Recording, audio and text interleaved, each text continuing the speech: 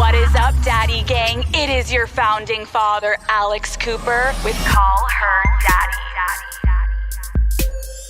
Heather McMahan, welcome to Call Her Daddy. Hi, honey. How are you? I am obsessed with you. Just for context, to everyone that doesn't know, we met virtually while I was in Paris. Yes. You popped onto my live show. I had the best time with you. It was so much fun, and it was like 6 a.m. at home, and your team was like, hey, do you have a couple wigs that you could just throw on real quick? And I'm like, yeah, sure. Let me just go down to my office and get my wigs. Yeah, it was fun. You pulled out all the stops, but I'm more, Heather, like, how the fuck have we never met before? I know. I feel like this is now a kismet moment. Right? We've been circling in this, we've been like on the, we've been circling around. We've on the outskirts. We were circling the drain, and now we're just fully going to the gutter. You're close with Jackie Schimmel. Yes, Jackie's like my best friend. Yeah. And every time I feel like I've ever heard her talk about you, she's like, she's the funniest person I've ever met. And I'm like, well, at first I thought Jackie was the funniest person I've ever met. And love you, Jackie. Absolutely You're funnier. way more hysterical. You're funnier. I watched your stand-up, which we're going to get to. Yeah. It's fucking amazing. You're so sweet. Thank you. Like, I was doing my makeup this morning, watching it, laughing like hysterically. I like that. It's fucking brilliant. If you like, that's the response I love when people are like, hey, I think I got a UTI after watching your special. I'm like, I fucking did my job. It's how I felt. Also, Good. I just want to let you know that I'm on like too many cups of coffee right now because last night I didn't sleep for a fucking minute because my dog has explosive diarrhea. Oh, I've been there. Honey, I have 2 French bulldogs. It is a dry heave. Every morning I wake up, and I bought like expensive sheets. That's one of the things I did when I started making money to treat myself. Classic. My thread count is so fucked. There is a Frenchie barf every single night in the middle of the night. But I feel like you would prefer a barf over diarrhea. Honestly, at this point, it's all starting to look and smell the same. So it's not great either way it comes out. No, Heather, I literally was like, so I'm watching TV last night. My husband falls asleep early. It's like 11:30. I'm watching like The Perfect Couple with Nicole Kidman. It's a thing. I've got feelings. Yeah. I have feelings too. But there's nothing to watch. So I'm Right. like trying to enjoy myself. Matt's like, I can't watch this trash. I'm like, shut the fuck up, then go to bed. Right. I hear the little noise and I'm You like, hear from the stomach, like the gurgle, that wet gurgle. That's the worst. it's more of a little bit of like, like some farts. Yeah, some bubbles.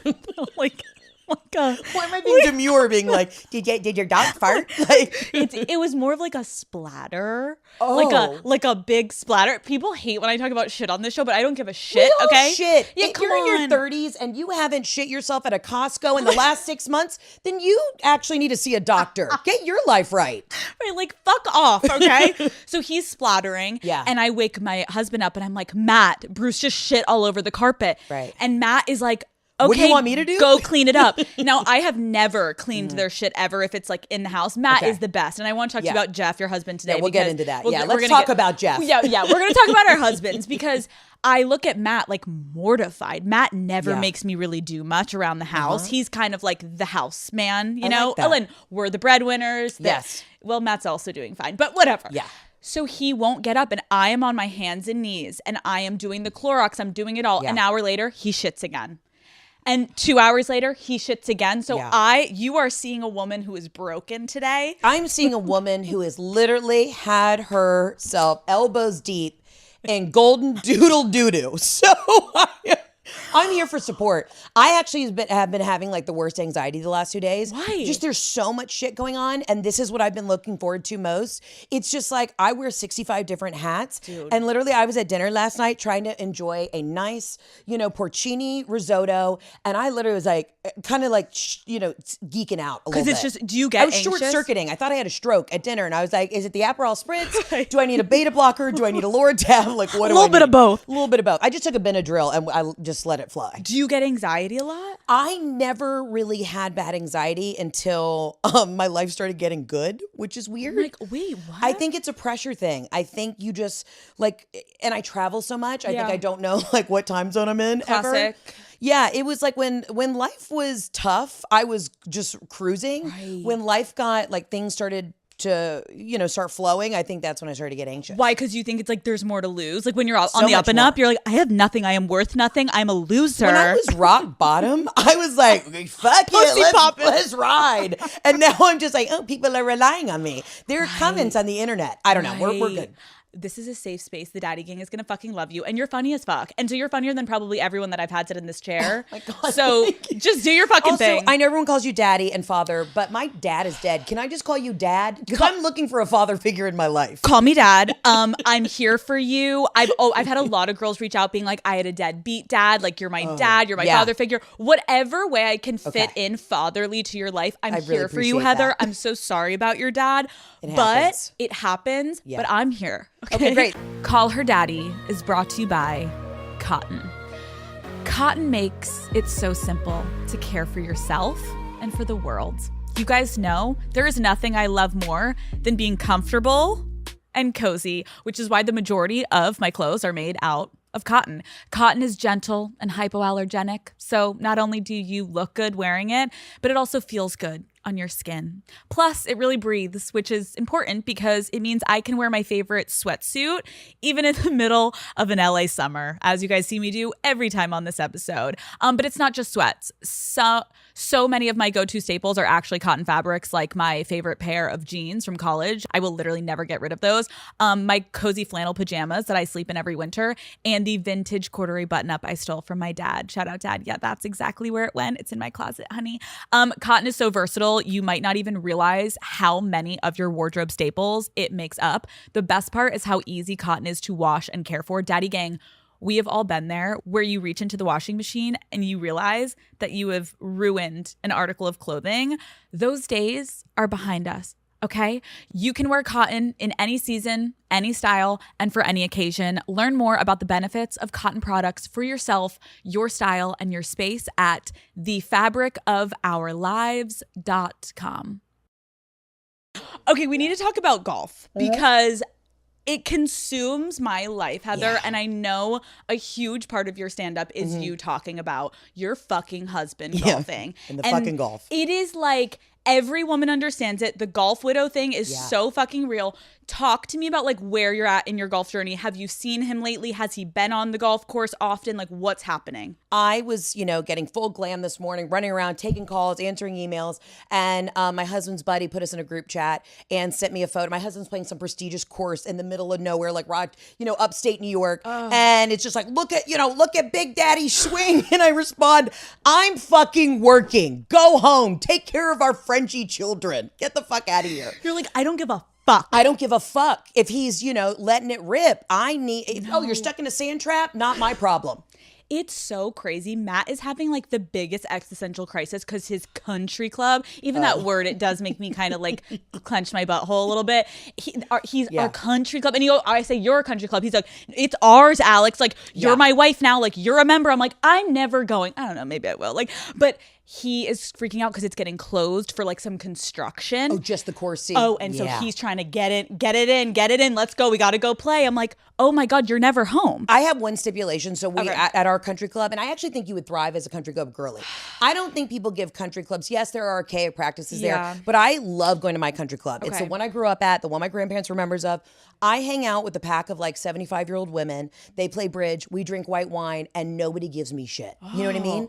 But I did say there is a stipulation like in our prenup because I am actually the actual member of the country club because I was a legacy. So my thing is if like we ever divorce, like I get the club membership. And if you don't think I'm going into the men's locker room and ripping Jeff's plaque off of his locker, you must not know me. Oh my God, you're going to be married forever. Even if you hate him, he's never leaving you. I do have a great husband, so shout out to Jeff. We won't shit on you this whole episode. Yeah. But I do, when I'm there, he got mad one day because they didn't know, like under our membership, they would always refer to him as Mr. McMahan. Okay. And he got upset one day. He was like, it's just, like, they don't know. I said, then Jeff, correct them. Let them know that you were Mr. Daniels, because I didn't take my husband's last name. Okay. I'm in entertainment. I didn't want to do it. It's fine. Our kids will be Daniels. Live your life. And I was like, imagine what every woman feels like. You know what I mean? If I check into a hotel and they refer to me as Miss Daniels, I go, gladly. Right. Like, don't let that, like, bruise your ego. Right. No. Fucking pump the brakes, buddy. You got a tea time to make. It is so fucking true. They get like, I will be sitting in the hotel and Matt will hear like, hi, Mr. Cooper. And he's like, and I'm like, it's okay, Matt. stand up for yourself or shut the fuck up like I have and I will continue to have to do for the X amount of years that people will say like, hi, Mrs. Kaplan, and I'm Mrs. Cooper. And I'm like, I don't care. I don't care. Because it's not emasculating me. My vagina's set and fine. Like, I'm fuck good. off. Let's talk about the golf aesthetic. Oh, yeah. Let's talk about it. The golf outfits look pretty bad for women. Yeah, it's pretty farty. It's rough. It's like a pleated chino short that tucks right underneath where your bra fat is. It's absolutely awful. I'm trying to fix it, so give me a little time. No, it's but bad. I'm trying to fix it. How do you feel when Jeff saunters down in the morning wearing his golf outfit? Like, are you okay with the male golf outfits, or are you like... Okay, so the way I feel about it is, you know, I say this in the special, but like any man who wears a visor, that's an immediate, my vagina just shrivels up. Because here's the thing. First of all, it looks like you can't afford the whole hat. You know what I mean? I don't know these men in visors. And then my husband will drive home from like the golf course. You know, sunroof is open. He's had a good match. He's singing, you know, Natasha Bedingfield, Feel the Rain on My Skin. And his like hair is like flipped over the visor. So he comes in sweaties and a Peter Millar shirt, grass on his chinos. And I just go, I'm not trying to have sex with you right now. Why do they come back horny after golf? It's so, because they feel empowered because they went out and won $5 on the golf course. And then they're like, let's fucking do it. So I was thinking about that in your special because I'm like, okay, they come home and Matt does the same thing. Like Matt is successful. Like he does great in business. He will come home and be like, I won $50. Yeah. And I'm literally like, he's like, you ready to blow me? And we're like, no, take a shower. You smell like the outdoors. Get out of here. But they're so excited about like that $5 or because that $10. They conquered something. It's work is one thing, but when you're out there, when you're in a foursome with guys and they're, you know, it's all shit talking and they're like, oh, here goes Jeff. He's got a 40-foot putt and he makes it. There is nothing that gives a man a bigger boner than sinking a putt. It's infuriating. It is infuriating. And I try and think about like what makes me that horny. And I think I'm really stepping up my golf game because I played growing up. And now I'm like, I really do. I want to play because it's a great sport, but I also just want to steal the joy of the one thing that gives Jeff joy. And he's like, I love when you play with me and we have a great time. We go out and it's like, I mean, I drink wine and, you know, rip some old cigs and just have a blast in the outdoors. Wow. But I am trying to get better to beat him because I need that for my ego. Right. You're like sneaky on the competitive. You're like, oh, I guess I'll play too, Jeff. Meanwhile, you're like getting sessions in the back. You're getting full like coaching sessions. I have 3 coaches right now. I have a gal on the LPGA. Shout out to Maria Fossey, who I send videos to. And she literally is like, we got to tighten up the swing. Oh, yeah, I'm getting good. But Jeff doesn't even know. So one day you're going to come through. He's going to hear this and be like, you bitch, you liar. Okay, so we don't roast our husbands this entire episode. No, Jeff's the best. He puts up with my shit. Jeff is the only person who can look at me and be like, sit down, shut the fuck up. You're being crazy. And I'm like, yes, sir. Yes. Okay. Yes, daddy. Yes, papa. Yes. I was going to say, give me some, talk about some of your favorite things about Jeff, because then we're going to keep roasting them. Yeah, and then we'll get right back to the roast. No, Jeff is honestly it's interesting if you ever hang out with other couples and you can tell they're not actually buddies. Like Jeff is my buddy. Oh. I mean, yeah, we fuck hard, but he is my buddy. I don't want to hang out with anybody else other than him. Of course I love hanging out with my friends, but we fucking giggle together. And I think it's what you need. It's what you need because you're stuck with this person. No, and it's so true. I used to cringe online when I would hear people being like, he's my best friend. No, he is. Matt is my best friend. If they're not your friend, what are you doing? Right. Just don't say it like that. Girls being like, he's my best friend and we bought our forever home together. We have matching butterfly tattoos. I got one wing, he has the other. Okay, then it's absolutely headed for divorce. Tone it down. Also, Jeff is... listen, I'm a comic. I get up on stage. Yeah. I rip him a new asshole. I talk about, personal, intimate things in our life, and he lets me do it. And not that he gives me permission, but I said early on, I was like, I need you to be cool with me talking my truth and from my point of view, my perspective. And he's like, honey, he is so proud of me when I'm on stage, and seeing him get excited when I'm having a moment, there is no ego in him. He is never threatened. He is like, go, let it rip, do your fucking thing. And that's what makes me horny. So he's horny on the golf course, I come off stage and he's like waiting in the wings. He's like, you fucking crushed. I'm like, I am ready to sit on your face. Yes. I'm getting kind of horny right now, too. I know. We went from anxiety. I'm a little horny. I mean, I don't know. This is a wave of emotions here. No, it is. When you start talking about sex on the show, sometimes people are like, oh, I got to leave and go fuck my husband or my fiance or whoever the fuck. So enjoy. You're welcome, Jeff. You're so successful as a comedian. Have you always been funny? Like, talk to me, you as a child. Like, what was going on? Is Heather funny? Yeah. I was a fudgy kid. I was the kid who like always had like a quarter pound of fudge in their backpack. So yeah, I think I had to be funny. But no, I always, I was always in theater, and I always knew I wanted to do comedy. I mean, since I was like 6, I was like, I'm gonna tell jokes. And the first time I did stand up was at my junior prom, and I roasted the senior class, and that was like one of those pivotal moments. I was always doing theater, and I was like, think about how awkward high school is. Most awkward time of your life. Right. I must be a sociopath if I was like, I want to go up there and roast the seniors and do stand up. Like, that could have been social suicide. We need to pause because, hold on. You did stand up at your prom. Pause. Are you at the prom, like also with the date? Yes, I am with a senior who invited me. So you're in a gown. I'm in a gown, and no one knew. So so I pop up literally like from under a table with a microphone. I'm like, are y'all ready to rock? Like, so embarrassing. We have the video of it, and it's insane. I have never heard of this. Like at a prom, there's usually like a band. No, I was the surprise entertainment. Yeah, it was insane. And so I get up and I do like 20 minutes, and I remember walking off stage and thinking, oh, fuck. I have to do this forever. So then I kind of never stopped. Because you just knew. I knew. Yeah. But like, were you confident? Like you didn't give a fuck what people were going to think about you at school? I honestly, no. And I went to the same school from kindergarten through 12th grade. So I also wasn't trying to impress these fuckers anymore. But no, I think that like, listen, as a comic, if you don't feel like a touch cringy when you're trying out new shit, then you're not doing it right. True. Right? But no, there was no other feeling in my life that I wanted to chase as much as that feeling of making people laugh. Love. And I'll tell you, another, we're really going to boost Jeff now, but when I was living in New York when I met Jeff, we've been together a long time, and I looked at him one day and I said, listen, I got to go to LA. I got to follow this. I got to scratch that itch. And we were sitting in like a Buca de Beppo or some shit. And he's like, I love you so much. And he's like, follow your dreams. And in that moment, I was like, oh, fuck, I'm going to marry this guy. Stop. Yeah. We were long distance for like 8 years. Yeah. What? I know.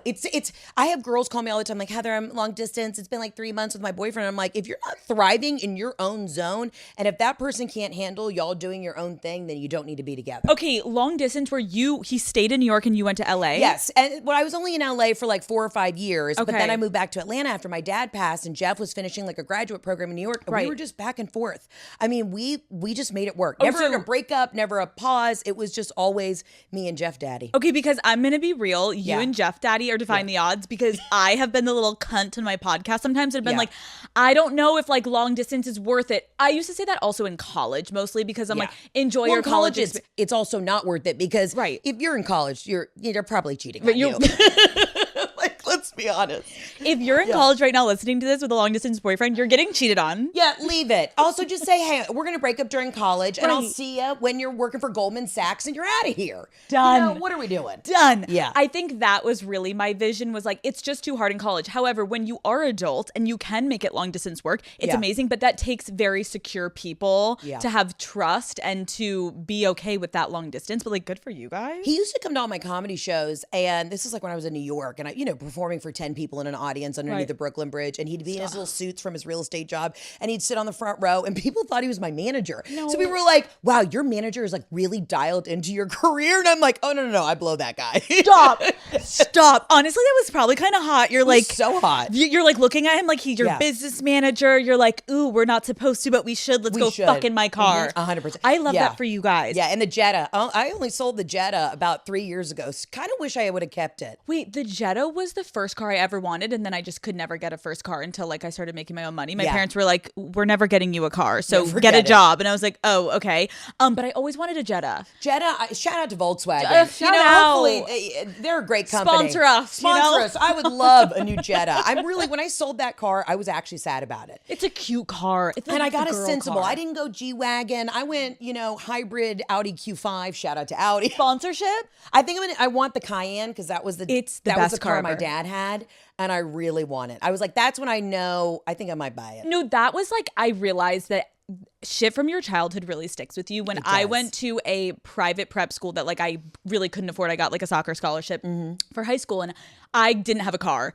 And so I'm taking the bus every day, and these bitches are rolling in with like Maseratis because their daddies are so fucking rich. Yeah. And I remember there was this one bitch that had this cool Porsche. It was the Cayenne, and she had it like, it was a white one with like black wheels. And I was like, whenever I get my first paycheck, that's me not working at my smoothie shop job. Like, I'm getting the fucking Porsche. And the first thing that I bought for myself for a car was the Porsche. And I'm like, the only reason I still got it was because I think of that girl. It's can't say her name. It's that core memory. But it's that core memory being like, fucking Michelle has it. Yes. I'm getting it. I was like, and I'm like, I don't even know if I actually wanted the Porsche. I was literally just like living out my like high school insecurity, being like, I finally got it. And now I'm like, do I like it? I actually do. Sponsor me. Okay, you went to University of Mississippi. Oh yeah, hotty toddy. Can you explain your experience in 3 words? Oh yeah. Okay. Unhinged. Okay. Full throttle. That's two. That's too. But who gives a fuck? Okay. Unhinged. Mayonnaise. What? And just elated. I had the best 4 years of my life. Shout out to the University of Mississippi. I just did a show for them last week, and I loved it. My college experience was amazing. Out of this world. Wow. Yeah. Like from freshman year. From freshman year. Here's the thing. Even being from the South, because I grew up in Atlanta, I didn't know anything about Mississippi. Oh, the reason I ended up at Ole Miss is because it was the only college that let me in. You're like, actually, when I got accepted, I was like, fuck. No, but then you got there and you're like, I thought I was going to go to Pepperdine and do like theater arts. Like imagine me in Malibu. No, absolutely not. No. So I thought I was going to go to Pepperdine. It was 2 weeks before graduation and I didn't get in because I thought I was going to go to their prestigious theater program. Well, here's the thing. I was student body president, but a blind cat could have done better on the SATs. I'm not a scholastic test taking kind of gal. Me either. On paper, it's rough. Okay. So I didn't get in, and I remember sitting down with like the college counselor, and she's like, there's 2 schools that have good theater departments, and they still are taking applicants. It was Alabama and Ole Miss.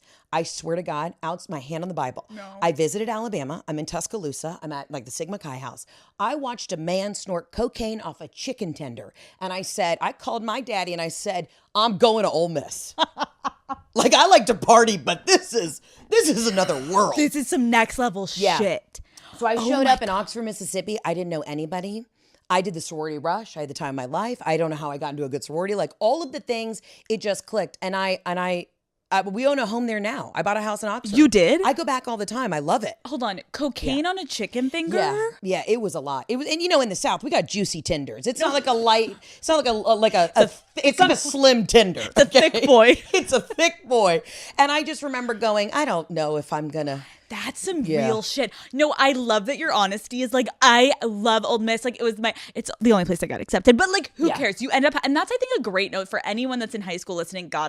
Maybe there are people that listen in high school. There are. You'd be surprised. You guys, like, it really doesn't matter where the fuck you go to school. It does not matter, and you'll find your spot. Like, I remember being so devastated thinking, okay, I'm not going to be this, like, Shakespearean actor. What is going on? And I ended up, like, it's the greatest joy in my life. And also, I would not have met my husband because my best friend, Tina, who works with me and helps me run my production company, she was from New York. So this bitch flies down. We're both in the theater department. I'm like, where the fuck are you from? She's like, where the fuck are you from? And she's the one who introduced me to my husband. So I had to go all the way to Mississippi to find a Yankee. Oh my God, it's so meant to be. Also, you mentioned sorority life. I played soccer, so I still to this day don't fully understand sorority life. And I feel like what I'm seeing on TikTok may not be the exact representation of what it maybe used to be. Because now bitches are like synchronized dancing and stuff, which maybe it was back then. Okay, but can you walk me through? It is really wild. I get asked this a lot about what my sorority life experience was like. I do think you're right. Social media has completely changed the game. Oh my God. I mean, when I went to college, I hate to date myself, but it was the first year that that Facebook came out. So, you know, I didn't have to worry about somebody looking at my online profile. I just showed up in a Lily Pulitzer skirt and was like, y'all ready to fucking do this or what? I was pledge class president. I was bid day chair. I had the best time. And also, like, I see girls online that talk about hazing. No one hazed my ass. I showed up to the Delta Gamma house at the University of Mississippi. I had a monogram pillow with my name on it and a new, you know, bottle of like barefoot white wine. I had the time of my life.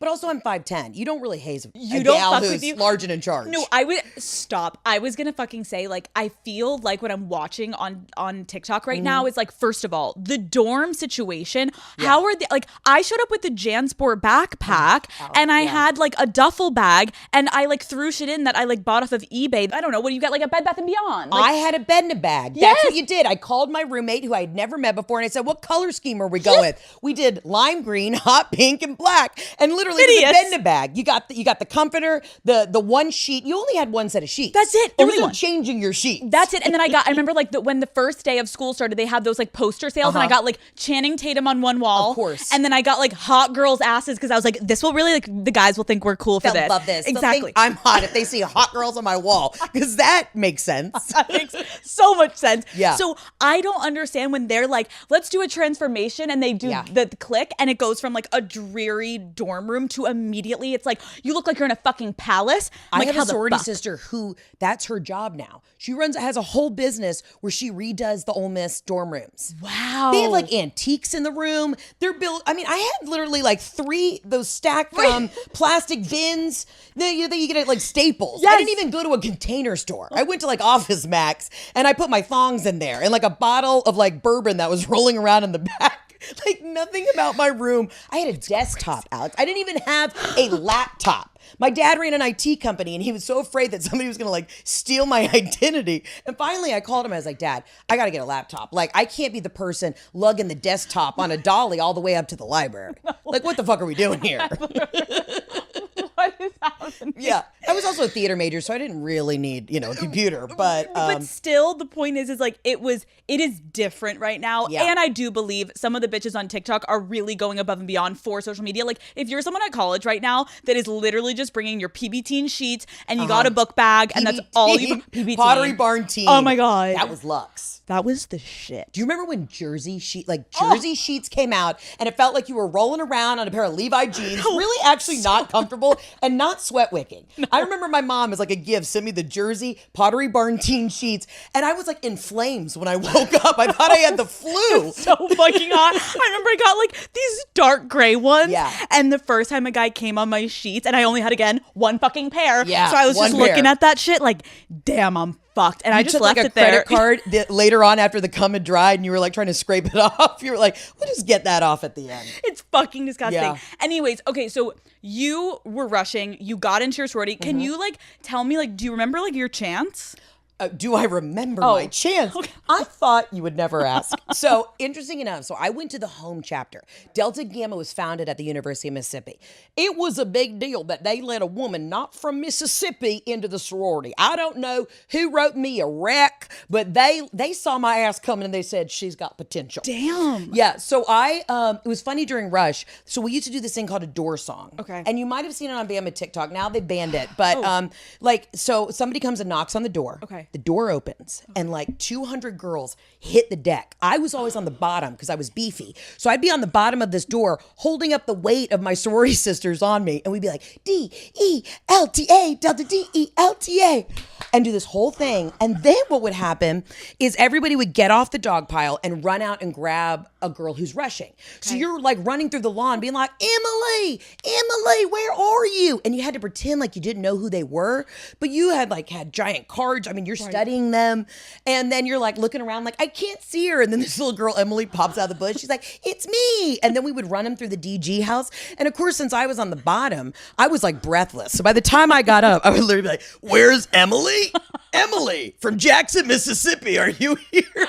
Like all your makeup is gone. You're drenched. I am so moist. It's like it's not healthy. Your back is blown out. It's awful. You have nothing left to give. I have nothing left. You're And like, then you twat. crowd them in this room, this chapter room, and we're like sitting at them, like breathing hot fire breath on them, just being like trying to get them to cry, to be like, do you want to be here? This is the greatest day of my life. I ate it up though. I had the time of my life. Oh my God. What do you think you loved about it? Because it's a little culty, no? It is, but I really just met all my best friends there. Love. And again, there was not hazing. So when I see girls that had like a really, like if they ever lined us up and like circled our fat, I would have been like, I win. I get it. Just y'all go home. Right. I'm the fattest one. I put on 45 pounds my freshman year. Like just y'all go home. Right.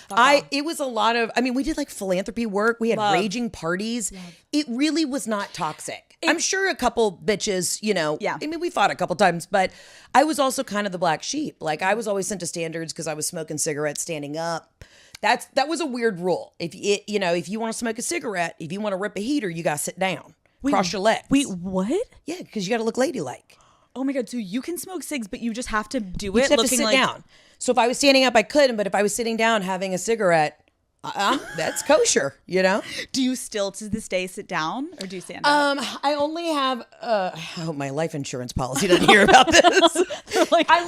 I'm kidding. Hypothetically, allegedly, I love just a cig when I'm in Italy. It's my vacation cig, but I'm not a smoker. Okay. Contrary to popular belief, people hear my voice. I'm not a smoker. You've got a great voice. But can I also say to this younger generation, I really get concerned about, I was at the college bar the other day, and we have a bar in our town called the Library. Oh, cool. So when my dad would see all my charges, he called me one day and he's like, God damn it, Heather, return your fucking books to the library. This is insane. Stop. He didn't know it was a bar. Oh yeah, it's my favorite bar in America. Genius. Oh. But literally, I see these kids, like everybody's ripping the vape and they're all passing it around. And I turn to a young man in the bar and I go, honey, this is how you get mono or cold sores. I don't know what we're doing here, but y'all all need to just have your own vape. Heather, no. I thought you were going to say something completely different. What'd you think I was you're gonna say? This is how you're going to get lung cancer. No, fuck them. No. I'm worried about Epstein-Barr virus. I am not worried about their lungs, okay? Come on now. I don't have time for that. Instead of being like, you shouldn't have them, you're like, just each of you get your own. Stack up. This is why you guys are all going to have strep throat. Get your own. Get your life together. Daddy gang, stop juuling. Stop juuling. We're done. Okay, I know you refer to yourself as the elder millennial. Is that's true, right? Well, yeah. I mean, I am. I'm 37. You're a young woman. Yeah, thank you. Thank you. I am young, youthful. You're very young. Thank you. I want to talk about some of the millennial trends. Okay. And I want to hear your take is, do you think we should bring them back, or how do you feel about them in general? I'm so excited for this. Side parts. Oh, let me tell you, there is nothing more dramatic, more old Hollywood glam than a side part. I was actually in my sorority house the other day and I found my old composite photo.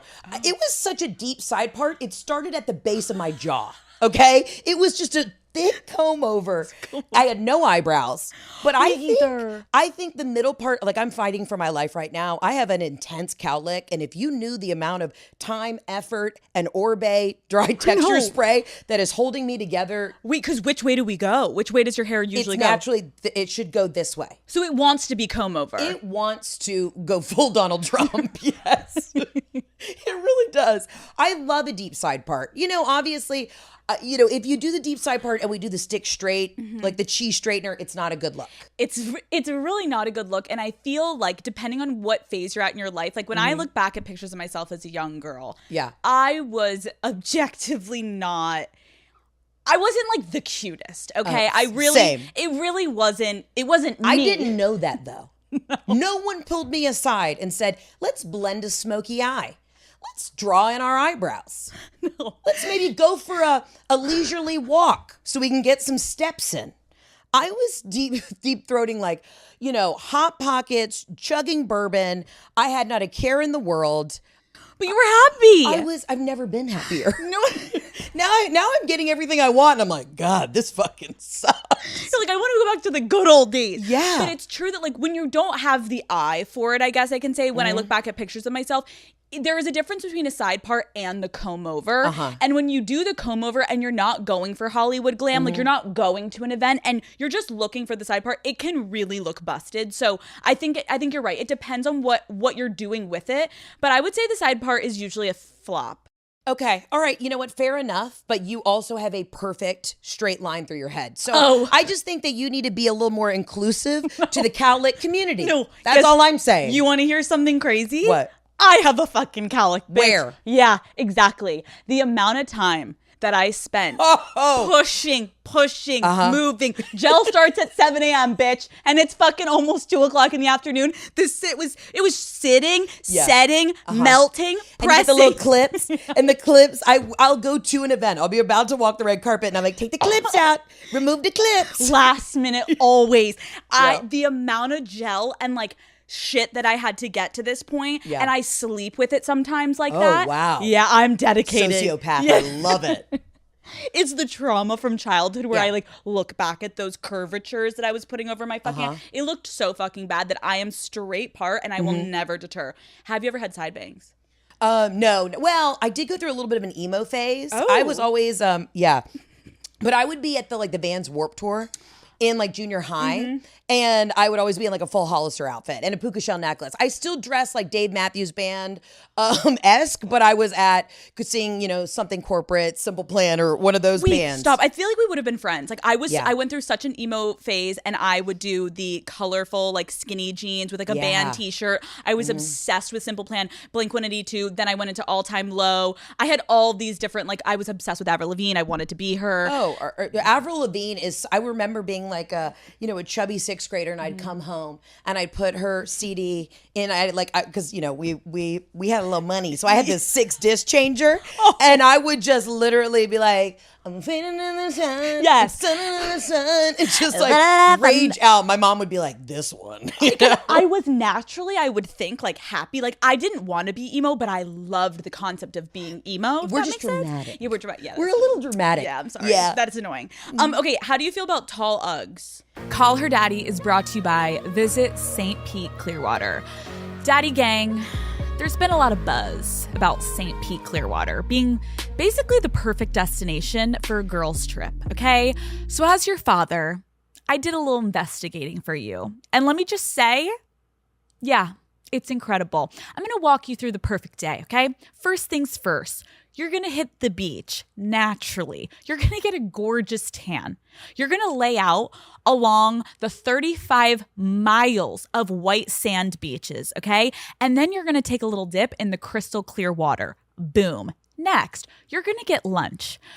You guys know there is nothing I love more than a delicious, stacked, thick sandwich from a cafe. And luckily, there's tons of affordable cafes to choose from, as well as award-winning restaurants. We love to see it. And finally, you are going to get ready for a fun night out. Whether you are looking to hit the dance floor, catch a vibe, maybe with a cocktail lounge, or even jump on a floating tiki bar tour. Yeah, that sounds like what I would do.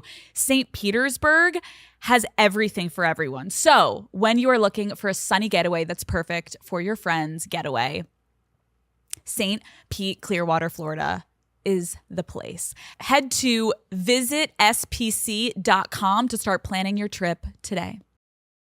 Oh, God. Okay. Well, here's my thing. My best feature on my body is my thin ankle. Okay. I mean, look at that. Have you ever seen a nice, more developed, thinner ankle? That is a very nice ankle. It's a very nice ankle. Thank you. Because it gets thin. It's very thin. And I also have nice toe cleavage. Oh. I've been told from the foot fetish community that my foot, while very wide, in a shoe, the top of my toes is apparently very sensual. Really? Mm-hmm. Have you ever thought about making a couple bucks? I have, but I did see that one person left me a bad review on WikiFeet, and it's knocked my rating down to like a 3.5. Wait, I'm very upset. You're not actually on WikiFeet, are you? What the fuck? I didn't know it was a thing. And somebody at one of my shows was like, hey, by the way, I just want you to know, like, your rating went down on WikiFeet. I was like, what the fuck is WikiFeet? Dude, Heather, I'm not kidding you. I'm convinced that almost every single man in the world has a foot fetish. You know, here's the thing. It's not hurtful. No, it's not hurtful. It's just fascinating. I would do OnlyFans in a heartbeat if dudes want to send me money to look at my little piggies. Fantastic. And it's natural too. It's natural. It's either you got it or you don't. No one's getting like foot implants. No one's getting like really fake. It's you got it or you don't. And if you got it, flaunt it. I would like to say, because you have such a huge international platform, I, big Nike fan, but I've got a wide girthy foot. Okay. And if you guys could send me some pairs cut in a wide, that would be fantastic. I go online and the only pair that's in an extra wide is an orthotic. So please, for the love of God, make a wide in an Air Force One. Okay, sorry. I had to take that opportunity. I could have said something to like find peace in the Middle East, but instead I'm like, can I get a custom Nike in a wide? Because my toes are falling asleep. Heather literally coming on here and being like, what other brand deals did I want to get out of this episode? Yes, I'm obsessed. What are we getting? We're getting a Porsche. We're getting a Jetta. An Audi, and free shoes for life, and Orbe, and Uggs, and Uggs. Okay, thank you. Wait, back to the Uggs. Okay, so the Uggs. So I tell you, I'm having a lot of fun. I'm having a lot of fun with you too. Okay, back to the Uggs. Okay, so here's the thing. To be fair, sometimes it's also hard to podcast with people that, like, my favorite podcasting usually is when people podcast for a living because, like, you know how to do it. So thank you. Thank you for showing up today. Okay, tall Uggs. Okay, tall Uggs. I don't like a sweaty calf. Okay. I would wear them. I went to a Christian school, so we had to wear the uniforms. And in the winter, that was a thing. You wore the tall Ugg. You could wear them with your uniform? Oh, yeah, we could wear them. We didn't have to wear, like, Mary Jane's or anything. I'd wear a tall Ugg with my little, like, Catholic schoolgirl uniform. And I just remember huffing it, through the parking lot, just like, these are fucking hot. Wait, did you have boys at your school? We did. What the fuck, Heather? Mm-hmm. I went to a full co-ed K through 8. I was like in Catholic school, and I had to wear the plaid skirt, and I used to have to say this to like my boyfriends. I'm like, I know it sounds hot, like I was fucking hideous, and it's not a sexual fantasy, okay? Now I'd look hot in it, but back then it was like to the knee, and if not, they'd slap you with the fucking ruler, literally old school shit. And then we had to have the thigh highs. They weren't thigh highs, they went to the knee, and they were the big socks with the Mary Jane shoe. With the Mary Janes, and then they changed to saddle shoes at one point, which was like the black and the white shoe, and then we had the collared shirts. That wasn't hot. We had the whole uniform. We could wear the socks, but in the winter they would allow us to wear the Uggs. Okay, and then eventually they got pants, because I think I like walked into the principal's office and said, I'm fucking freezing. Okay. And I'm a heavy set. So if I'm cold, imagine what these thin bitches are feeling. This is unbelievable. We have rights. We do have rights. Fuck you. Fuck you. Okay. Yeah. Soul Cycle. Oh, well, that's a little triggering. And you should have warned me that you were going to bring that up on such a trigger large warning. platform. I worked at Soul Cycle. Okay. In West Hollywood, around the corner. Yeah. What? When I moved to LA, I needed a part-time job. Okay. And I couldn't get a job at a restaurant, which was really weird because I had worked at some of like the best restaurants in New York. I had this crazy, Michelin star experience, and I could not get a job working as a bartender, even like a hostess in LA. Wait, why do you think? Because I wasn't a porn star. That's why. I wore a sensible, supportive bra to work. I would show up to these like interviews with this insane New York resume, and they were like, but are your nips hard? Stop. I was like, I can make them hard. Right. Give me 10 seconds. I'll be right back. Yeah, I mean, I would go and I would think that I was going for like a nice, an interview at Spago, and they were like, actually, we have a nightclub, and we were wondering if you want to be a promoter. I'm like, I'm 23 years old. I should not be roaming the streets of Los Angeles trying to get people to come to your nightclub. That's annoying. So I ended up at Soul Cycle, and I remember my interview. I was interviewing to be on the front desk, but I said, because I wanted to let them think that like I was here for the long haul. Of course. I remember saying like, obviously I'd start with the front desk, and I understand you have to work your way up, but my goal is to eventually be an instructor. No. And the girl interviewing me was just like, yeah, we're good. Nothing about you says like, star of the fitness community. No. But I actually had a great time. Soul Cycle was so fun. I met my best friends, my buddy Raymond, shout out to Ray. He's still one of my best friends. We used to get in trouble because we would work at the front desk and be like, gravely hungover. Of course. And I'd be eating like a Chipotle burrito bowl and a Diet Dr. Pepper. And finally my manager said, Heather, this is like a fitness studio. Celebrities don't want to come in and work out when you're like dry heaving over a barbacoa bowl. Get your shit together. No. Yeah. Yeah. I kind of love that for you. You're like, you know what though? Like, this is me and this is who I'm going to be. And I'm only at the front desk. So like you can go back there and fucking work out. I'm sorry, Heather, I've gone on one of the bikes before. Yeah. When I was working this ad sales job, they were like, team bonding, let's go across the street. And like during lunchtime, go on the fucking Soul Cycle bikes.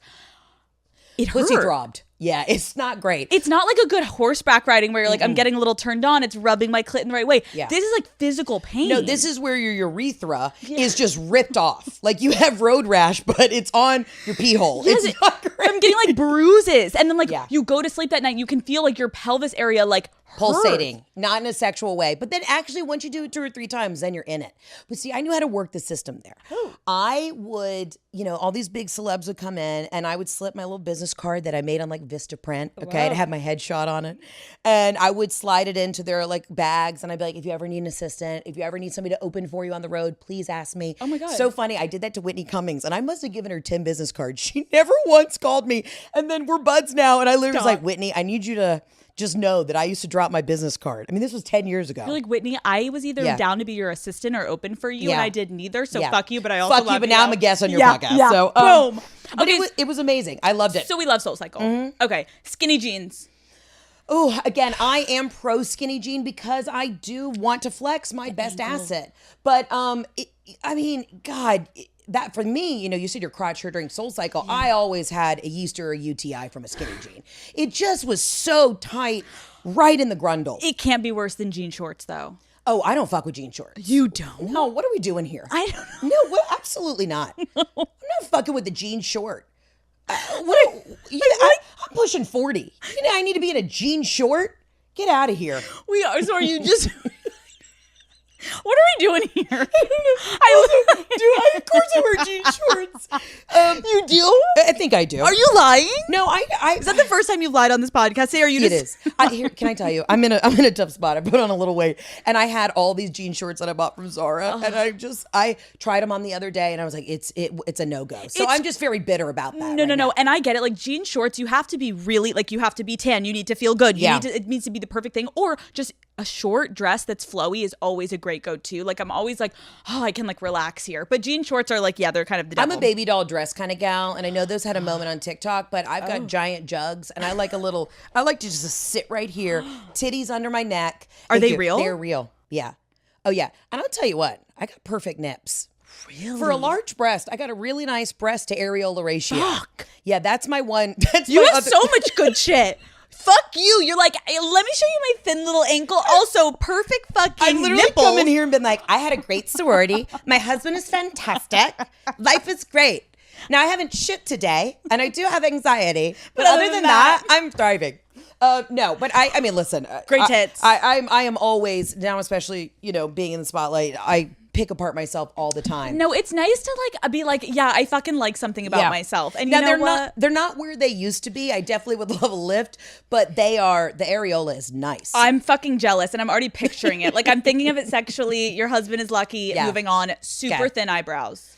Oh no, those they should never come back. Okay, but what's worse? The giant. I mean, mine are looking a little big today. So mine are thick too. I'd rather more than less. Really? Because you can always pull a friend aside, take them to, Coffee Bean, and just say, "Hey, what are we doing?" Right. This comes from love, where we can peel it back. Yeah. But you can never. But the amount of growth serum, castor oil, and all the eyelash serums apparently make you go blind, and they ruin the collagen underneath the eyes. Wait, what? Yeah. Oh yeah, that's a whole thing now.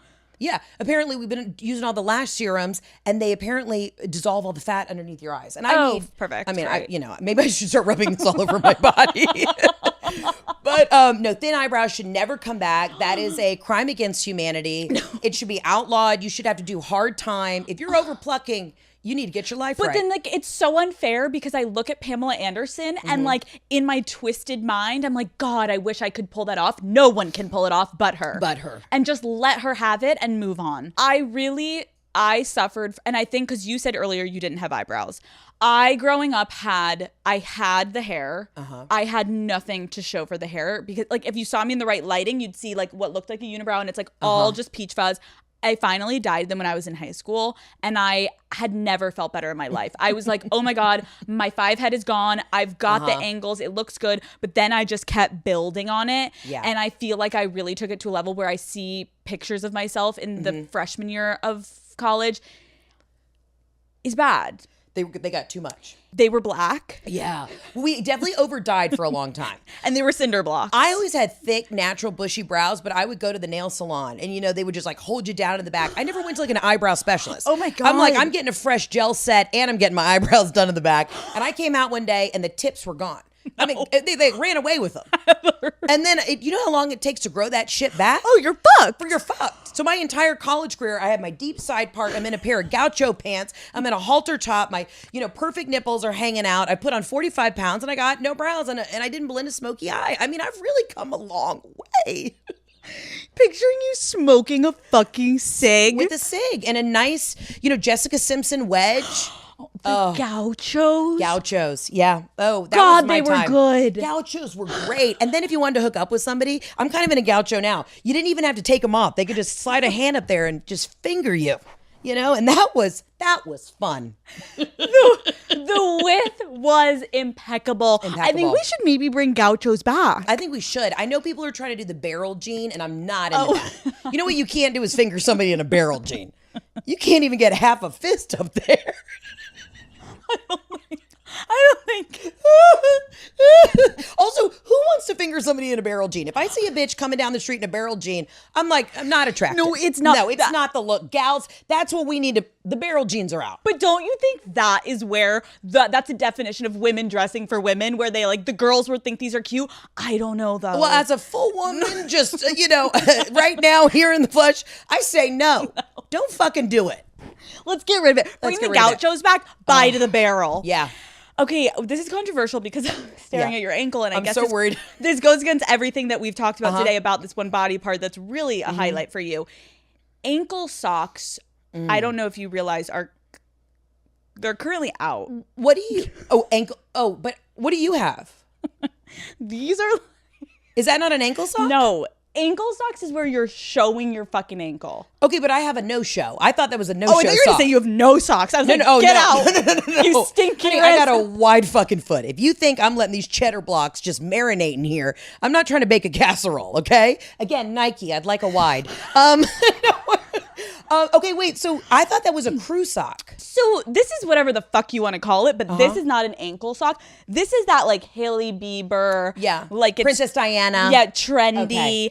And I did not know that I was. I feel attacked. No, the problem is, this would cover one of your best assets. Yeah. But I will say, my husband, one of his favorite looks is the look you have on right now. He likes the bike short, the oversized sweatshirt, and I'll do the scrunch socks. Oh, you will? I will scrunch the socks. Because your outfit right now, you wouldn't technically look at you. I know now. I'm like, I don't know what to do. Can I get should I sit like this? I don't know what to do. Okay, hold on. Can I adjust Heather, real quick? you look. It's getting hot in here. I'm so sorry. No, I'm just adjusting. I started this fucking podcast saying to you I was freezing, and now it's fucking hot. Can someone turn on the air? Okay, let's talk about. Obviously, you mentioned your family went through a hard time. You lost your dad, and so that kind of Thanks for bringing that. No, up. I know. I'm your father, sweetie. Yes, Dad. R.I.P. We love you, Kyle. Yeah, we love you, Kyle. You moved in with your mom. Yes. And you moved in with Jeff with your mom. And at this point, you weren't married, right? You're engaged? So, okay, backtrack. When my dad died, I was living in LA. I picked up my shit. I moved home. Okay. And then I moved at some point up to New York. But then when the pandemic hit, Jeff and I moved from New York back to Atlanta. And I'm living in my childhood home. So Jeff and I we haven't moved out. We are still Three's Company. Why? Great question. Because I talked to my financial advisor the other day, and he's like, Heather, you're living pretty cheaply. You could move on. I don't know why. I think, listen, I adore my mom. She's my buddy. I constantly think, the thought of her sitting at home alone on a Friday night hits me in a deep way that, it just gives me chills down my spine. Yeah. I don't know. It's not normal. My husband loves it because he gets treated like a king. I'm the one who I'm the one who gets yelled at. I was going to say, walk me through this. So it's you, your husband, your mom, and it's a normal day. Are you guys able to slightly what's the room setup? Where is where? So you would think that I'd be in the primary bedroom. I am not. We just blew out a couple closets, so we built another primary. My mom is still in the main bedroom. Oh yeah, I'm in my childhood bedroom that we like blew out 2 closets to expand. And you know what's funny? Somebody asked me the other day, they're like, what's the wildest like place you've ever had sex? I'm like, where I currently have sex, in my home with my mom down the hall, who sometimes will chime in and be like, Jeff, I can tell from that sound she doesn't like it. No. Had you ever had sex in your childhood room or like even gotten fingered or felt up, or you weren't allowed to go in there? Oh no, I was allowed to have boys in there, but I also, I don't think a lot of guys called. No, I'm cute. Come on. No, it is funny being back in my childhood home, but my husband, my mom adores him, and he just gets treated like a king. Where it is funny being back at my house because my mom, even though like I'm running the roost and like make money and pay for everything, she'll throw shit in a basket. Okay. I don't know if your parents did this growing up. Like my mom, I'll walk in the door from being on tour. Heather, you got 14 things you need to carry. It's all in your basket. I opened all your mail. Your taxes are due tomorrow. You've got some money in your bank account. And I'm like, quit going through my shit. Doesn't matter that I'm an adult. She still treats me like I'm 13 years old. I kind of love it though. Yeah. It's kind of cozy. It is so cozy. I mean, it's insane. But my mom is, my mom and dad were each other's truly loves of their life. And my mom was 11 years older than my late dad. Oh. Original cougar. Oh. Yeah. So my mom, it's been wild trying to watch her date now, and she's been bamboozled on like these dating apps multiple times.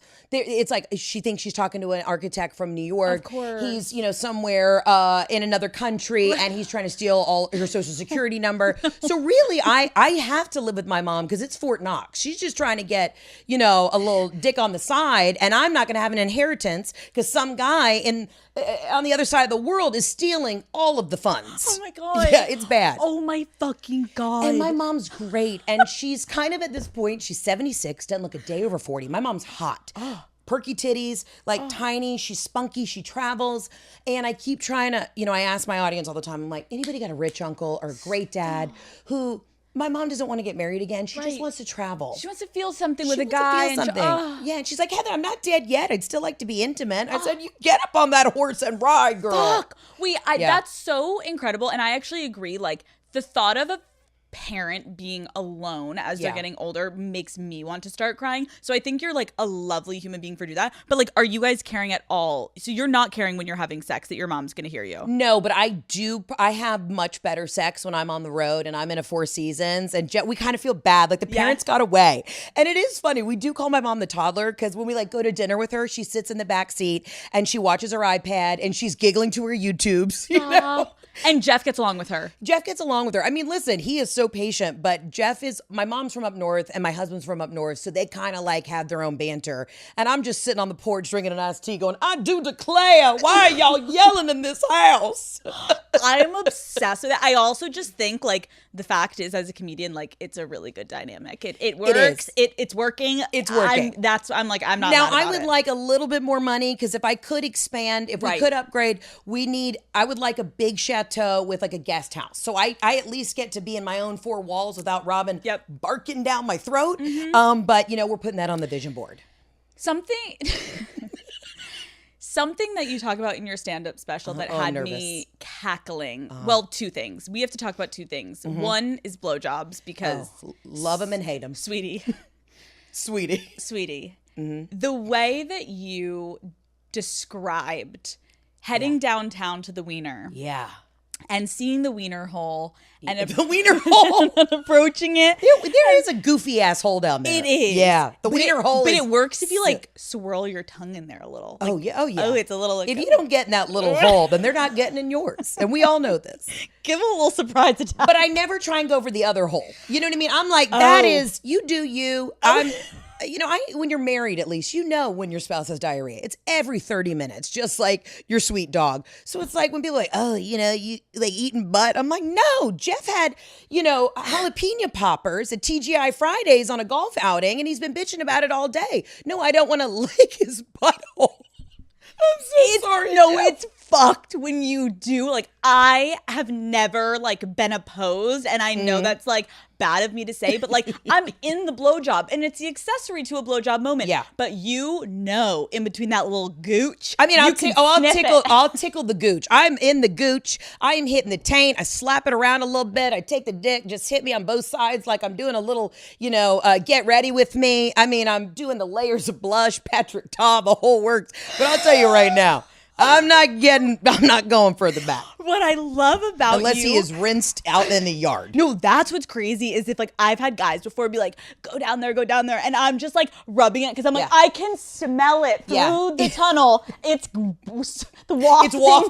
wafting towards my nostrils and I'm uninterested in the fecal matter. I got a long nail. You just tickle, you take the skin, you roll it around a little bit. Because it's also not lost on me if I go down there and then I go to the wiener and then he puts it in, your shit is in my fucking V. And I'm heading to the hospital. Thank you. That's happened before to me. And you know what we're trying not to do? Have a repeat. Yeah. Okay, so we get back to blowjobs. What I do appreciate you doing, and I could feel the energy in the stadium when you were saying this. Is you were stadium. Like, it was a theater, but yes, I am also playing stadiums. She's in a stadium. It was a stadium. It was a fucking stadium. Is you talking to men and just being like, you say it better, but like not really thinking about the dick while you're on the dick. The last thing I have ever thought about while I have a dick in my mouth is that dick in my mouth.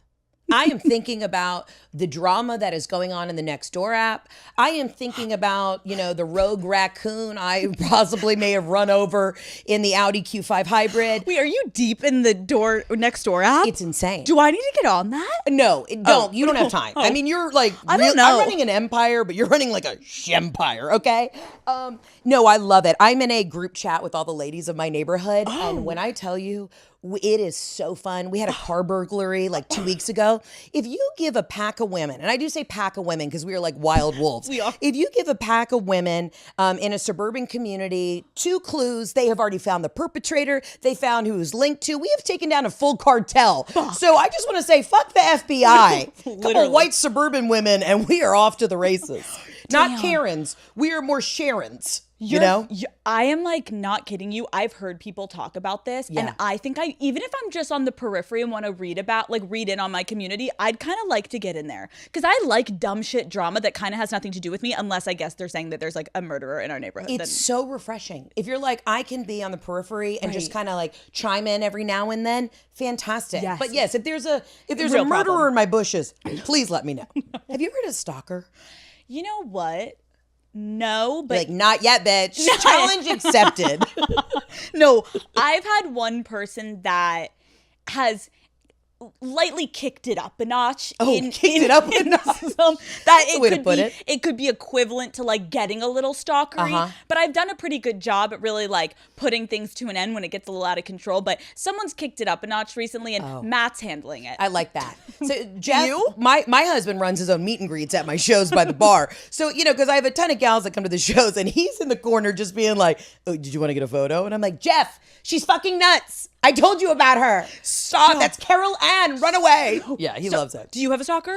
No, but I did have a woman break into my backstage once. Oh. Yeah, but it was my fault because I had given the security guards a couple Chick-fil-A party platters. So they were just raw dogging some nuggets. Meanwhile, I'm back there completely out in the nude because I like to like really dress up for my shows. So I come out and I sweat like a beast on stage, and then I rip off my suit. So I had just taken off my glitter suit, and I'm about to put on my jeans, and a woman's in the doorway, and she's like, I found you. No. So one thing you say to somebody, you don't say to somebody, I found you. And then she followed with, don't worry, I'm not going to touch you. No. I was like, that's worse. I'd rather you just fucking grab my cooter and let's call it a day. You know what I mean? Like, let's get to the point. So what do you want? So what did you do? Did you scream? I said, I literally was like, can I just put on some clothes? And I put on my clothes. I was like, what's up, girl? And she's like, man, I said, how'd you get back here? She said, I just told the security guard, like, my name's Lane. I was like, No. Yeah. That's what's so funny about those moments. It's like when they tell the security guards, like, oh, we're friends, we're from this. Sometimes they're like, oh, go in.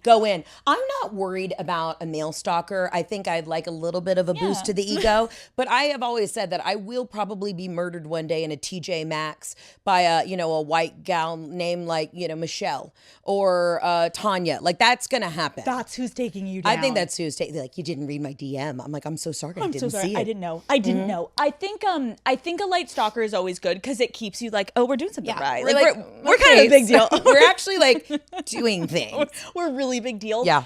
back to the blowjobs. Yes, absolutely. Great transition. No. I actually think I'm done with the blowjobs. Yeah. The point is, ladies, you don't have to feel bad. And in your special, Breadwinner, you really, really touch on the important fact of like no one is thinking about giving head when they're giving head. And it's okay if you're multitasking and that's fine. And what was the other thing you fucking said that was so funny?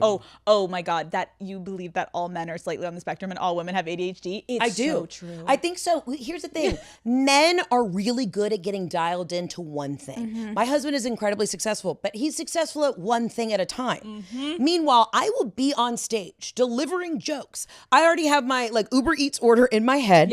And I'm like, oh fuck, I've got to call my attorney on Monday about the thing with the thing. And I'm multitasking all the time. I mean, there are some days where I feel like ADHD can cripple you, but I've realized it's actually, I feel like all women's superpowers. Yeah, it gets shit done. We get shit done. But yes, I do not think about anything sexual while I'm blowing my husband. And I tell women the best thing, and when people come to my show, you know, they used to be like, oh, I drug my husband. And then the husbands have the best fucking time. My show's for everybody. But my job is I know it's so fucking annoying. I drug my husband here. I'm like, that you didn't have to put a gun to his head. I thought you at first just said. I blow them backstage. No. If you come to my show, I will put your dick in my mouth. I thought you were saying the people were saying they drugged their husbands. I'm sorry. I probably said that with a little country twang, like they drugged them husbands to my show. I'm like, all these men are fucked up. So what they did is the husbands were out working in the yard, and then the women gave them a little date, you know, a little pill in a Coors Light, and next thing you know, they're at a Heather McMahan show. Could you imagine? No, if all of a sudden you just came to and you're like in a room and there's a glitter, a full-figured blonde woman in a glitter suit, just being like, this is what happens when there's a dick in your mouth. That would be like the worst trip of your life. I'm happy that I clarified, Heather, because I'm not fucking kidding you. Multiple comments would have been, damn, like that. Why didn't you talk about how like she drugs her? No. I'm so sorry. I meant when you drag, like you force them to come. And then the guys are like, fuck, I never saw it that way, and they have a great time. But yes, I don't think guys realize the mind's always swirling. We're always on the move. We're always on the move. We need to talk about the hall pass situation. Daddy gang, my main business goal for the rest of the year is to consolidate, streamline, and just honestly make things easier for myself as I continue to grow my business. And the way that I approach this is by having all of the right tools in one place to maximize my efficiency. So you already know what it is. Call Her Daddy is brought to you by Shopify. Let's all channel the back to school energy that September brings us naturally. There is no better time to get organized and to start fresh, even though I'm literally not in school anymore. I still have that ingrained in me, right? Whether it is launching that side hustle that you've been dreaming about or finally upgrading your current business, Shopify makes it so easy for any business owner to hit the ground running with everything in one platform. You can plan your next drop, manage your inventory, and sell online or in person without missing a beat. Maybe it's just you with your business. Absolutely no problem. Shopify basically operates as your back office, replacing the need for a full staff to oversee your operations so that you can stay focused on all the things that really require your attention. I personally use Shopify to run my business. And what I love, truly, truly love most about it is the simplicity. Shopify is so easy to use, which takes away all this like guessing and wasting time trying to figure out how to navigate a platform. They do it for me. The dashboard is sleek, clean, and uncluttered. It makes it really easy for me to track sales, explore customer demographics, and update whatever is needed for my last drop. Shopify keeps the business side tight so I can stay focused on the stuff that I really care about, which is making these gorgeous episodes for you guys. Whether you're wanting to test out an idea or you're getting serious about launching your own brand, it has never been easier to get started. Shopify.com/daddy. Daddy gang, this is your sign. Start the business today. We need to talk about the hall pass situation. Okay, great.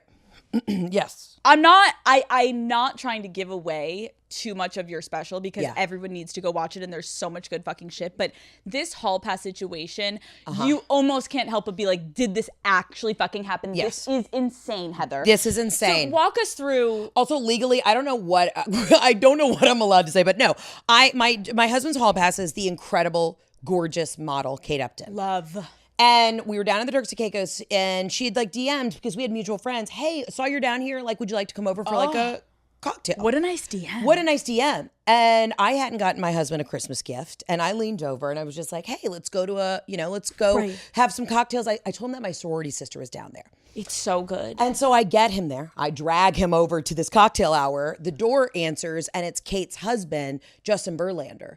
And Jeff immediately, because, my husband's the biggest sports fanatic, he had a full boner standing on the welcome mat of this, he's like, my job. Holy fuck. And I just kind of turned around. I remember it all happened in slow motion. I just kind of gave him that like fuck you, Jeff look. And do you think he knew Kate was in there at that point, or did he just think this is a random coincidence? No, that he immediately, as soon as he locked eyes with Justin, he was like, let's fucking go.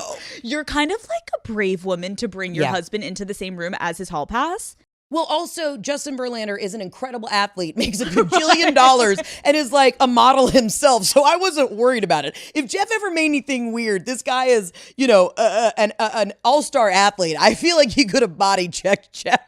No, you're right. And by the end of the time, you're probably like, if he's going to go with her, I at least could go with this, and it's not a bad option. You know what? I told Jeff later on, he was like, I can't believe you made that happen. I said, well, of course, and we never told Kate. She didn't know until I sent her the clip from the special. I was going to say, did you run it by her? No, I was just like, hey, I just want you to know, and Kate is the coolest chick in the world. I want you to know, she was so great. And of course, I did not tell her at that dinner. Like, we're sitting at this table with all their friends, and I'm kicking Jeff. I'm like, Jeff, you've been staring too long. Like, he's in the corner just kind of frothing at the mouth. And one of their friends had mentioned, they're like, yeah, it's so weird, Kate is just the coolest chick. She's so awesome. But guys get really weird around her. And I was like, shut the fuck up, Jeff. Smile. Eat a shrimp cocktail.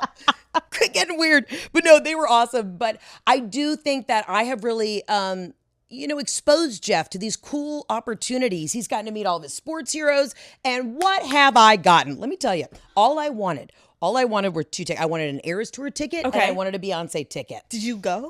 I went on, because I made it happen. Stop. We were in, actually, this is a great story. We were in, I was in Australia. Okay. And I was doing my tour in Australia in February. Well, Taylor Swift just happened to be there at the same time. Love. You can't get tickets resale in Australia because they don't have a stub hub. It's illegal. Okay. But I was like, Jeff, figure it out. Call my agent, figure it out. Surprise me. I want to go. It's my last night in Sydney. I've been in Australia for a month touring. Okay.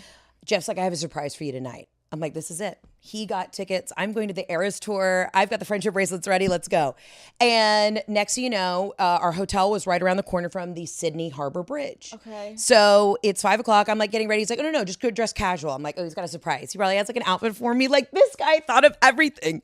He made me climb the Sydney Harbor Bridge instead of letting me go to the Eras Tour. Now, mind you, I have a fear of outdoor heights. If I'm on a tall balcony, I'm always not that I would ever want to harm myself. I don't have intrusive thoughts, but I'm always kind of what would happen if I just left? Right. It's just a little bit what if? What if? Right. You can't help. So I am on the top of the bridge in this full windsuit, windbreaker onesie, gripping the side, and they put me at the back of the group. I can't even talk because I'm having flashbacks of how traumatic that was.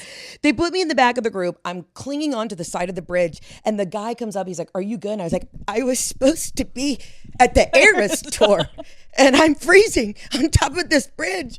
And we got off the bridge. We take a photo. The photo that we have on top of the bridge is the funniest shit. They're like, "Smile," and I'm doing a peace sign, just I hate my husband. Oh, I had stroked out at that point. I was completely there was no mind-body connection. I cried when we got off the bridge, and I'm a tough cookie. Yep. And Jeff went to give me a hug. He's like, "Wasn't that the best?" And I was like, I don't know if this is gonna work out. Get away from me, you piece of fucking shit. Men, that can be so fucking dumb. So dumb. You knew I wanted this, and because we're not going, figure out something that we could at least, and also surprise me. And also probably let you know beforehand the surprise ain't gonna be Taylor, but I got something else for you to make it as big, as great as I could to make up for it. His defense was, it was our last night in Sydney. Of course, we'd never get to do this again. And the best part was when you go to do the climb on the Sydney Bridge, they have all these celebrities that are up and they play the photos while you're doing the safety briefing. They play the photos of all the celebrities. And there's a couple D-list celebrities. And I was like, they didn't even ask to take my photo at the end of this. Do they know why? So not only did I shit myself on top of this bridge, they don't even have a record of it. for when other people go to climb the Sydney Bridge. They don't know that the #1 comedian of all time, Heather McMahan, was on the bridge. Heather. Yeah, against my will. But it was a great memory. So have you ever gone and seen the Eras Tour? I did. I saw it a couple weeks ago in London. How and let me good. tell you what, it was awesome. I'm a theater nerd. I wanted to see the production. Yeah. And it was just fucking awesome. Good for Taylor. It is so incredible. Like I went once and I'm going to go again. And I just fucking love her. I love her too. And I think I kind of miss literally the era of Taylor, like for the breakup moments growing up. I was just like 2 years older than that. Okay. So while the girlies were crying to, Me. when the girlies were crying to all these songs, I was in my dorm room listening to 3 6 Mafia. That was what, I was doing drive-bys in the Jetta past the ATO house, just being like, Nook, if you buck, like that's. And I was like, it's a love story, baby, just say yes. Yeah. Yeah, that was not. I was in revenge mode. That's why Reputation's my favorite album. Oh, it is. Yeah, that's why I wear snakeskin. Yeah, I'm a Reputation girly. I'm literally like a folklore girly. Really? But that's great. I mean, I have a softer side, but I love that when she's in the full snakeskin and the one leg's out. Oof, I love it. When are you going on your cruise? That's in April. I'm doing a cruise. And again, I talked about possibly getting murdered in a TJ Maxx. It also might happen on the Lido deck. I was going to say, I don't know if you're coming back, but you'll have a good time. I will. And I may not come back because I'll get arrested in the Bahamas. I don't know what's going to happen, but we are doing a cruise and it's like 2,000 fans on the cruise and it's other comedians. And it's just going to be 4 days at sea of us just letting it rip. And so will you just like... roam around in a muumuu? Yes, absolutely. With a pina colada and a rum runner in my other hand? Absolutely. And are you gonna just like staying next to you could be like one of your fans and like you could be knocking on the wall and they like, oh, you're just like one with the people. I'm one with the people. But also, when you do comedy too, like I have meet and greets after my shows and I know everybody. Like, I'm one with the people. I mean, you did have to, the cruise isn't a super cheap thing to do. So I'm hoping that people who are making a financial investment are also like maybe a little touch less crazy. But actually the richest ones, are the ones that are crazy. They'll bring you the gifts to the show and it's like, I bought you a Birkin bag and I put an air tag in it so I know where you are at all times. You're like, the Birkin bag for me is a little too cumbersome. Okay. I think it's a bad investment. I said it. I'm going to get absolutely burned at the stakes for saying that. I agree. It's heavy. It's just big. It's also like, it's clunky. It's not that cute. And you can't put it over your shoulder. So if you're trying to like look thin in a photo, you know what I mean? You're like, it just squeezes the arm. It's not a good look. Cumbersome. It's cumbersome. No, but yeah, I we're doing a agree. cruise. It's going to be insane. Comedy at night. My mom's going to be there. My husband's going to be running poker tournaments in the casino. Taking pictures with the fans. Yeah, my sister's a criminal defense attorney, so I'm keeping her on land because I might have to, we don't know what's going to happen. She's going to be at the port in Miami as people are getting off the boat or not getting off the boat. And so she's going to get a couple new clients, I'm sure. I am obsessed. Will you be posting on your social media about it when you're there? Oh, we really should make a full documentary about it. It's next Fire Festival. It's Fire Fest and it turns like super dark. And then at the end, it's just all of us with like the norovirus, just like, and that was the day that the ship never came back. I would no, it will never happen. But I honestly, but then I'd have it like an in memoriam at the Emmys, and I haven't been nominated yet, but at least I'd be there. At least I'd be there. Glass half full, baby. I am so excited for you. Okay, can we talk about the special now? Wrapping up. Yeah. I mean, we've been talking about the special the whole time, but I do want to know, like, I was talking to Hannah Berner about this the other month. My girl. I just am it's so incredible to watch people that truly deserve it and are actually so fucking funny, like get what they deserve. And I'm so happy for you. How did this even come to be? Well, so I produced my own special and I did the first one. I did the same thing. Yep. So I didn't, in this business, you cannot wait around for people. I mean, listen, you're a self-starter. If you build it, they will come. Yeah. So I just shot it. I shot it at the Fox Theater in Atlanta, which is like my home theater. I mean, talk about like a real full circle moment for me. And then then you take it out to market and you sell it. So it is so cool. The one thing I really love about stand-up is nobody can tell me no. It is in this business, you get in TV developmental deals, they take forever. You got to get 1,000 attorneys involved, all this shit. But for stand-up, I can just pop into a place, get on stage, say my piece, do the damn thing. And as long as there are asses in seats, listen, there could be one person in the fucking audience. I'm like, we're going to have a good time. But like it is the greatest love of my life other than my family is getting to do stand up. And it just brings me so much joy. It's so incredible. It's going to be on Hulu, right? Yeah, on Hulu. What is the exact date it comes out? That's a great question. I don't know, but we will post on Instagram. It's coming out very soon. I know it's going to be insane. I was going to say the date. I'm going to. Can I just tell you right now? I do think it should win a Peabody. I should at least get nominated for the Emmys. People again. Hi, my name's Heather McMahan. My comedy special Breadwinner is coming out on Hulu. And when I tell you I'm a bad bitch, I'm wearing a denim outfit that's bedazzled. And it is probably going to be one of the greatest pieces of art and comedy ever seen. It should be nominated for awards, or at least give me a Mark Twain Comedy Award. Thank you so much. God bless. Live, laugh, love. Tune in on Bleep. It's very soon. I'll fucking put it in the description. I've never been great with details. Okay. Yeah. I'm so excited for you. Oh my God, that was like we're like, Bleep, hello. Okay, we're back. Wrapping up. We're like, we need to shut the fuck up and go film some content. But this has been really fun. Has it? Can I tell you, okay. I really enjoy you. I'm not blowing smoke up your ass. This has been fun. I'm so proud of you. I know we just met, but it is so fucking cool to see fucking bitches doing it. I know. Just doing it, period. And you should be so proud of yourself. Thank you. I feel the same way about you. That's why it's so fun to do what we do, because I feel like we get to like see each other on social media. Yeah. And it's always funny to be like, what is this bitch going to be like? I'm sure you thought that when you were coming here, like, what is Alex Cooper going to be like? And I'm so happy you're so fucking normal, and like you're humble and you're amazing and your tits are fucking amazing. Thank you. I really appreciate it. And I just want y'all to know, be the you today that you want to be tomorrow. Heather, I love you. Thank you for coming on Call Her I love Daddy. you. Thank you for having me.